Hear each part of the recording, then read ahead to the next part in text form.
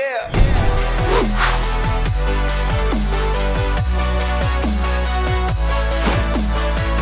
Welcome back to the Gridiron Expert, bringing you some of the best college football news, predictions, and analysis. Make sure to like this video, go follow us on Twitter at Gridiron Expert, and make sure to check out everything we have to offer over at thegridironexpert.com, where you can sign up for our weekly newsletter and also sign up for our expert picks. The links for all of those things are in the description below, so do not miss out on any of this extra college football content. Well, guys, I told you back in our Week 10 college football predictions that this was not going to be the most exciting week of the 2019 season. It just wasn't. And that's exactly what happened. Everything that was supposed to happen pretty much did. We saw 3 top 25 teams fall, but 2 of those came in ranked versus ranked matchups. Obviously, Florida falling to Georgia and SMU falling to Memphis. The biggest upset, if you even want to call it that, was Appalachian State, the number 20 team in the country, falling to Georgia Southern. So, of course, we're here to break down everything that happened in Week 10. Even though it wasn't the most exciting, there was still plenty of action to recap. Highlight that, highlight our teams trending up and trending down, and, of course, preview a few things to get ready for in Week 11. Before we dive into that, we'll take a look at our picks from this week, see how we did. Straight up, we went 21-6, so 77.8%, 78 if you'd like to round up. And once again, as many of you know, our goal at the end of the year, which we're nearing it, is to finish at least 76% or better. And right now, we're sitting at 294 and 87, 77.2% through 10 weeks of the college football season. One of the better starts and one of the better seasons we've had so far at the Gridiron Expert as we approach the 3rd year of doing these predictions. Against the spread, we told you we were going to bounce back. We told you it was going to happen. We had a couple of bad weeks here and there, but we said with a new week and especially with a new month, we were going to have a big week against the spread, and we don't plan on looking back. How about 80% in Week 10 to kick off November? 8-2 against the spread this week, bringing our total to 57, 44, and 1. 56.4% on the year. Still one of the best marks you can find out there among the countless experts across all of the major sites. So we are very pleased with that. Very pleased with the start to November, both straight up and against the spread. Let's hope that continues over the rest of this month. So now let's break down the college football action. Things did get a little scary on Halloween. We'll start on Thursday night, which was Halloween night. We mentioned that Appalachian State was 7-0, number 20 in the country. They fell at home to Georgia Southern, 24-21. And it should be mentioned that last year, Appalachian State cracked the top 25. They were the 25th ranked team in the country. And the team that beat them and put them out of the rankings was none other than Georgia Southern. The Eagles went on the road, upset Appalachian State. They are no longer undefeated, and they are no longer in contention for a New Year's Six bowl game. The only way they could have done that was to run the table and go undefeated. The Mountaineers were unable to do so. Have a great opportunity, maybe snag a good win against South Carolina here coming up, but this loss to Georgia Southern all but ruined that, in my opinion. Then we also had another scare for another top 15 team, as number 12 Baylor survived West Virginia, a struggling West Virginia team, but survived the Mountaineers at home 17-14. They blocked a field goal, a potential game-tying field goal, with about 3.5 minutes left. Baylor remains the Big 12's lone unbeaten team. Let that sink in. It's not Oklahoma, it's not Texas, it's Baylor. That is the only undefeated team left in the Big 12, and it should be noted that the Bears get to host both Oklahoma and Texas in consecutive weeks. Watch out for Baylor, guys. Not only are they Big 12 title contenders, but they are college football playoff contenders if they can win both, or at least just one of those games between the Sooners and the Longhorns. Jumping down to Saturday, really the early games, not much happened. Not much excitement. Things really picked up in the afternoon. Starting mid-afternoon as number 16 Notre Dame survived a huge scare against Virginia Tech at home. You know, I think a lot of people had questions as to whether or not Notre Dame was going to respond well, how they were going to respond after that beatdown they took at the Big House to Michigan back in Week 9. They looked pretty sluggish. even though they had over 200 yards more offense than Virginia Tech, they outgained Virginia Tech by 202 yards. They needed a last-second touchdown by Ian Book to win this game.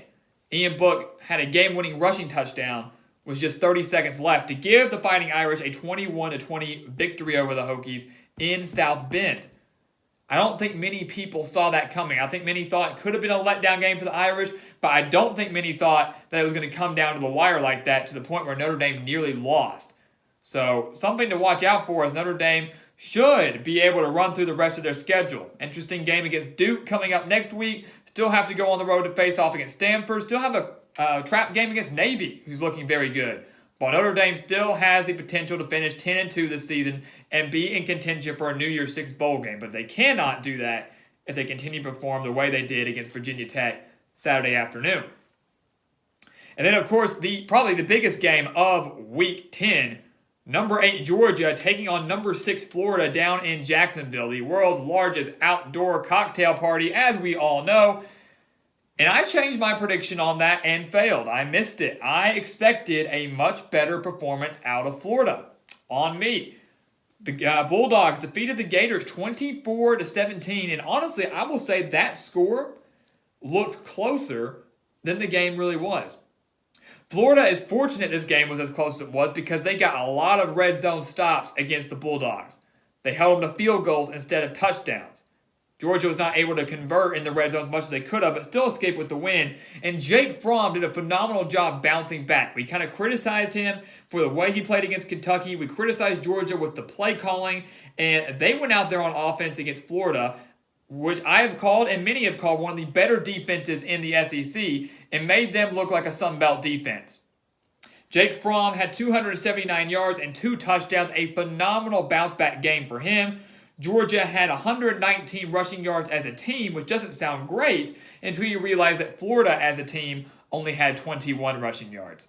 So Georgia had the advantage all the way, but outside of all that, the biggest stat, the key stat in this game, the biggest reason why Georgia won this game was their third down conversions. If you watch this game, Florida could not get off the field. Georgia went 12 for 18 on third down. Florida went 2 for 9. 12 for 18 versus 2 for 9. Florida could not get stops. And because of that, their defense got worn down. Georgia was able to convert, and ended up getting some sort of points out of it. Neither team had a turnover, but they converted, whether it was a touchdown or a field goal, ended up winning the game 24-17 in Jacksonville. Florida, that's their second loss. They are out of the SEC title race, in my opinion. Even though Georgia still has to face off against Auburn, Florida with 2 losses there should be taken out. Their playoff hopes are done, but Georgia's are very much alive, especially if they can win out. So keep an eye on the Bulldogs. It was practically an elimination game down in Jacksonville, and the Bulldogs got the signature win.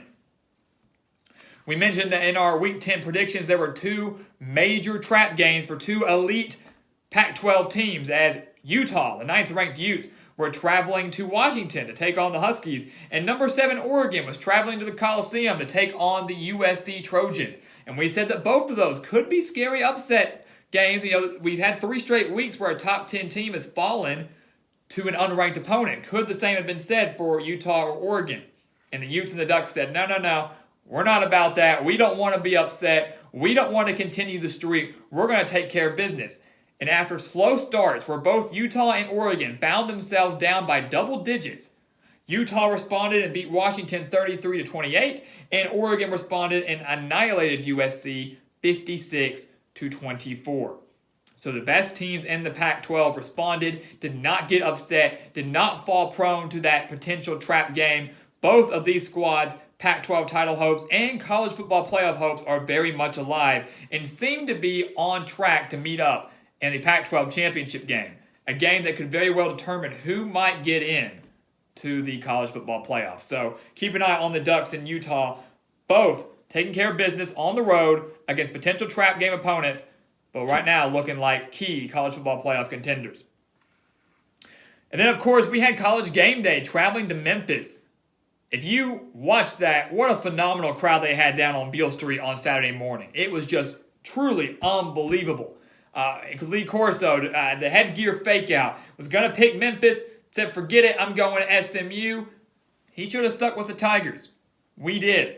It was a shootout in Memphis as Memphis defeated number 15 SMU. They were 8-0, guys. SMU was their dream season.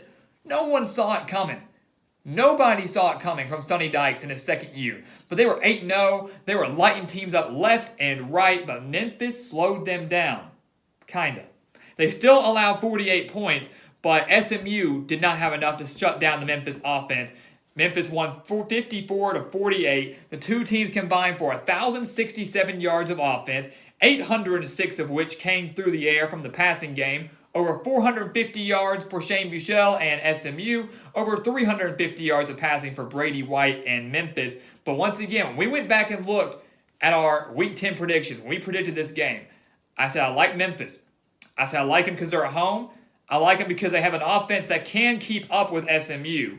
And I like them because they have the slight edge on defense. And that ended up being the difference maker.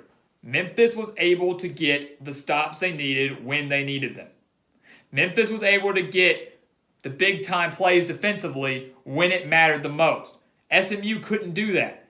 Memphis didn't have a punt, I don't believe, until late third quarter or early fourth quarter. That's how dominant that Memphis offense was.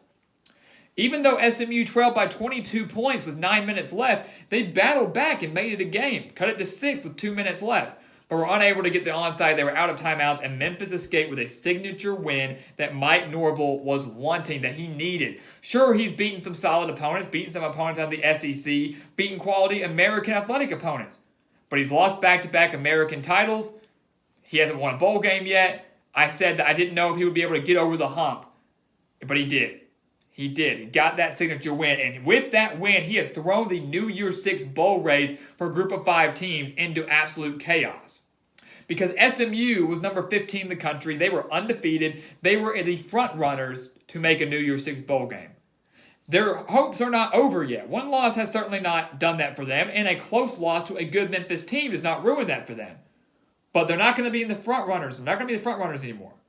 Cincinnati looked like it. They're number 17. But they barely survived East Carolina. Then you had Appalachian State. They were 20th. They're gone. They're out of the rankings now.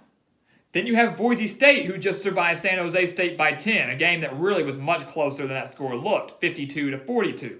Boise State sitting at 21st, still in the hunt. You've got Memphis, that should jump fairly high in the rankings with this win over SMU. And then you've got San Diego State, who's in the rankings, fantastic, but to me, they're not in the hunt for a New Year's Six bowl game. They're in there. Crazier things have happened. Technically, they're in the hunt, but I don't see them getting above a team like Memphis or Boise State or someone like that. Like I said, crazier things have happened. If these two teams slip up, the Aztecs, and they keep winning, they could slip in there, but I don't think that's the case. But with this win over SMU, Memphis has sent it into a tailspin, and there's a good chance that Memphis and Cincinnati could meet up in the American Athletic Conference Championship game with a spot in a New Year's Six bowl on the line. So keep an eye on that. With that win, like we said, it's spin into chaos. We thought it was going to happen a couple days ago when we did our predictions. It came true. Watch out for those group of 5 teams, guys. We paid so much attention to the Power 5, but the group of 5, things can get really fun in a hurry. And then finally, the last biggest game that we need to address is the crucial ACC Coastal Showdown between Virginia and North Carolina. The winner of that game more than likely going to win the ACC Coastal Division. They were both tied for first place going into this Saturday. We picked North Carolina. We thought that Sam Howell, Mac Brown at home in Chapel Hill were going to get the job done because Bryce Perkins hadn't been playing well. We addressed that in our Week 10 predictions. We said, Bryce Perkins hasn't been playing to his full potential. Maybe he watched us. Maybe he watches the Gridiron Expert because something clicked in Bryce Perkins. 490 total yards for the quarterback. 5 total touchdowns, leading the Cavaliers to a 38-31 win over North Carolina. The Cavaliers are the front runners in the Coastal Division, much like we thought they would be back in the preseason. We didn't think it would be in this sort of scenario. We thought they'd run away with it bigger and quicker than they did, but a crucial win for Bronco Mendenhall and his Cavaliers against a solid North Carolina squad. Bryce Perkins returned to the form that I thought he was going to play out all season long. Can he continue this for the remainder of the 2019 season? That is the question, but a huge win for the Cavaliers as they are hoping to once again win the Coastal and have a date against Clemson in the ACC title game. So those were your biggest games of Week 10. Once again, nothing crazy, nothing out of the ordinary. It was a pretty bland week of college football. We saw some exciting games, but no crazy upsets. We know Week 11 is going to be huge. Alabama, LSU, Penn State, Minnesota, battle of the unbeatens. Plenty of trap games here left and right. College football playoff rankings come out Tuesday. We've got a lot coming your way in Week 11. So we're going to make sure to keep our eyes out for that. But Week 10 took care of business and set up a phenomenal week of college football coming your way. We're going to take a look at our teams trending up and trending down, starting with Miami, a team that we had trending down just a few weeks ago. And now they're trending up because they've won 3 of their last 4 games against quality opponents. They went on the road and defeated Pittsburgh. They went on the road and defeated Florida State convincingly, 27-10. Willie Taggart, you might need to go ahead and get out of Tallahassee. It might be time. And then a couple weeks ago, they defeated Virginia, the Coastal favorite now, in Miami. It should have been 4 of the past 4 for the Hurricanes, but somehow they managed to lose at home in overtime to Georgia Tech. But regardless, Miami is 5-4 right now, and while that's not the record, and maybe this isn't the season that Miami fans wanted, Manny Diaz has done a pretty good job riding this ship. He could have let the season fall apart. After a horrible, disappointing start, he could have said, all right, we're done. But they continue to fight. They have the potential to finish 8-4, but I'm thinking they'll finish between, I think they're going to finish 6-6 or 7-5. I don't think they win their remaining 3 games against Louisville, Florida International, and Duke. But regardless, Miami should go bowling. And that's a major step in the right direction. Even though they've gone bowling under Mark Richt, even though this wasn't the year they were contending for an ACC title or a college football playoff spot, obviously the way Manny Diaz has conducted himself shows a bit of a sign of improvement, shows a sign in the right direction, and a sign of things to come down the road for Hurricanes fans. They're trending up in my opinion. They switched quarterbacks back to Jaron Williams. That was a very smart move, proved very potent against Florida State. Big time rivalry game. Miami trending up. Let's see how they finish 2019. Another team we've got trending up is Oklahoma State, and the main reason they're trending up is because of 2 words. Chuba Hubbard. The running back rushed for 223 yards and 2 touchdowns in the Cowboys' win over TCU. They've beaten TCU and Iowa State in back-to-back weeks by the exact same score, 34-27. Iowa State came on the road against a ranked Iowa State team, very impressive, and then they just defeated a TCU team that the week before beat Texas by 10 points. They're clicking, guys. Oklahoma State's dangerous. Chuba Hubbard's dangerous on the ground. Spencer Sanders, without Tylan Wallace, I should add, had a phenomenal day through the passing game and really impressed me with his mobility. And their final 3 games were against Kansas, West Virginia, and Oklahoma. There's a very good chance that Oklahoma State could be 8-3 when they face off against the Sooners in the final game of the season. Job well done to Mike Gundy. Phenomenal job well done by Chuba Hubbard. The Cowboys have clinched bowl eligibility, 6-3, and are trending up. And then finally, I've got to give credit to where credit's due. Oregon State. I had no expectations for Oregon State in 2019. Very low expectations. I think I had them going 1-11. I did not expect much out of this team in 2019. Jonathan Smith proved me wrong, and I'm glad he did. Oregon State started 1-3. They're now 4-4. They're 3-1 in their past 4 games. The only loss in that span coming to Utah, and that's understandable. Those 3 wins that they had were all road wins. At UCLA, at California, and at Arizona this past week. All very solid teams, if you ask me. A UCLA team that's drastically improving, a California team with a solid defense, and an Arizona team that dropped 38 on Oregon State, but they were able to drop 56. So, Oregon State, 2 wins away from bowl eligibility. Don't know if they can get there, but taking a major step forward under Jonathan Smith in just his 2nd year at the helm. Kudos to what he is doing with the Beavers. Oregon State, thank you for proving me wrong. I own up to my losses, and this is one that I am happy to own up to. Teams trending down, we'll start with Syracuse. I think 2018 was a fluke. Hate to say it, Orange fans. I hate to say it. I think we all had high expectations after a phenomenal 2018. We thought Tommy DeVito was going to pick up the slack. Eric Dungy leave, Tommy DeVito, we're going to be fine. Defense looks good. We're going to be fine. The Orange are 3-6. They got to win out to go bowling. This was a 10-win team from last year. They're coming off a 58-27 loss to Boston College, a game they were favored in, at home, I should add. They allowed 691 yards of total offense to Boston College, 496 of which came on the ground. Syracuse is trending down bad, guys. It's bad. They've lost 4 straight games. Their final 3 are at Duke, at Louisville, and a home game against Wake Forest, which I tweeted out last Saturday, where I thought was one of the most impressive teams of all of Week 10, were their performance against North Carolina State. There's a good chance Syracuse doesn't go bowling because Duke and Louisville are solid opponents, and Wake Forest is playing some really, really good football, sitting at 7-1. Dino Babers, he's not on the hot seat because last year saved him, but what a disappointing year for a Syracuse team that had very high expectations entering 2019.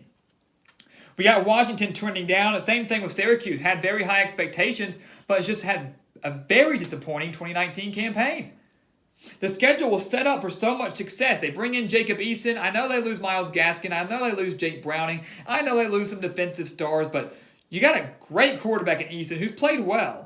It's just the defense has kind of been their downfall, which is kind of ironic, kind of a shocker.